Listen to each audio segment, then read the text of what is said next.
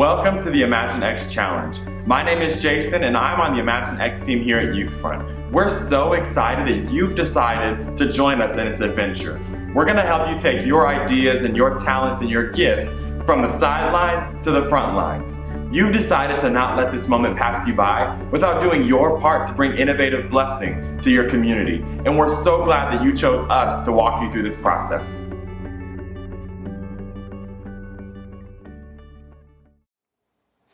One of the things that we've learned from living in under-resourced communities is that oftentimes people go in thinking that they're just going to bless the people in that community. But what ends up happening is that we get blessed just as much from just serving in the community. Like we said, our spiritual source to imagine a better world is the Christian tradition. And in the book of Isaiah, it says, "And if you spend yourselves on behalf of the hungry and satisfy the needs of the oppressed, then your light will rise in the darkness and your night will become like the noonday." You might have joined us because you saw this as an opportunity to bless your community. And it is. But we also hope and we pray that something would start to stir up on the inside of you as well as you go through this ImagineX challenge.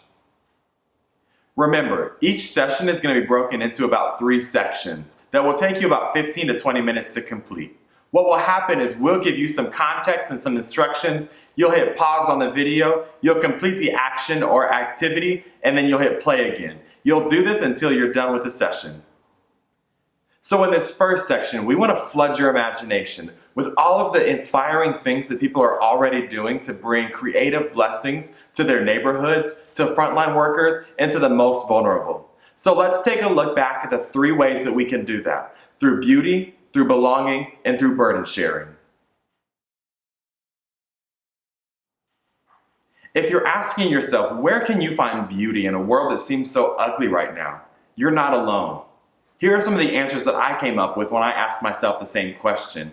We're seeing people sing from balconies and put on entire concerts. We're seeing sidewalk chalk pop up all over. And we're seeing people put on birthday parades for their loved ones right in their own driveways.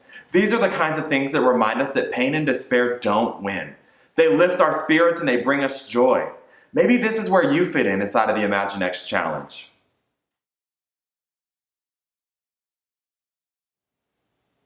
As humans, we crave connection.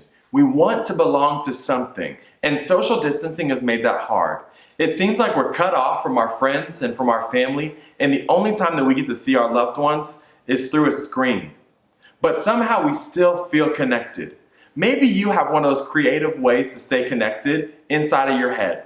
The ImagineX Challenge will help you take that from an idea to reality.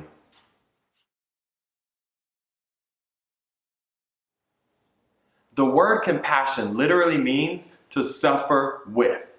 This virus has affected us all in so many different ways. Some people still get to go to work, while others have lost their jobs. Some people are older and more susceptible to getting sick, while others are young and healthy.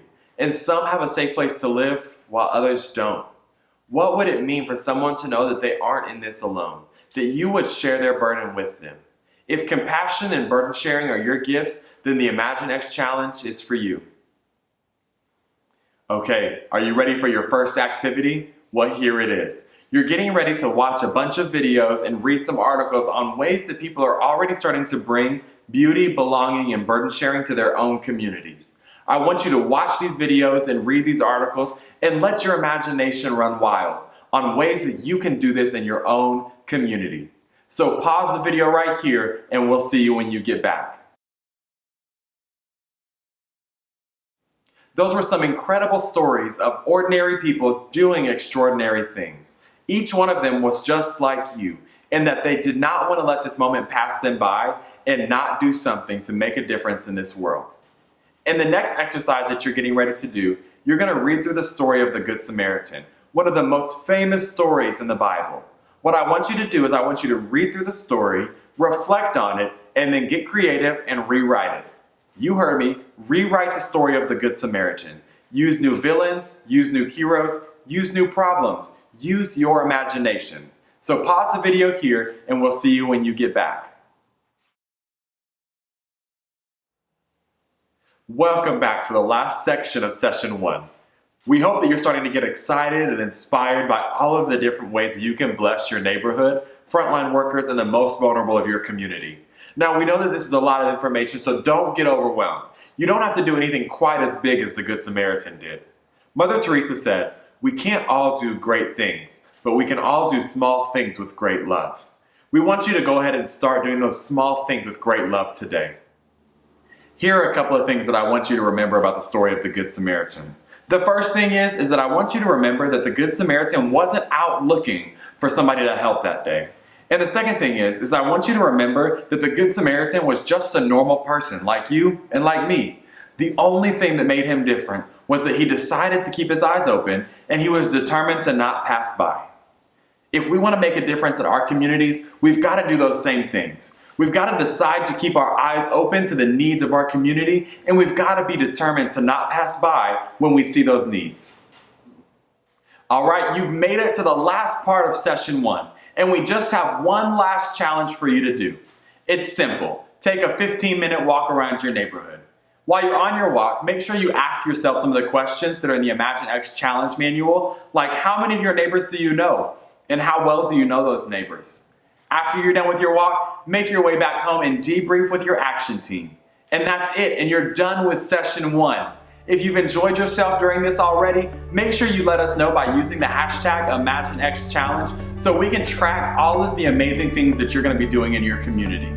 Thanks for joining me in session 1. We look forward to seeing you in session 2, where we start to take those ideas and turn them into actions. We'll see you then.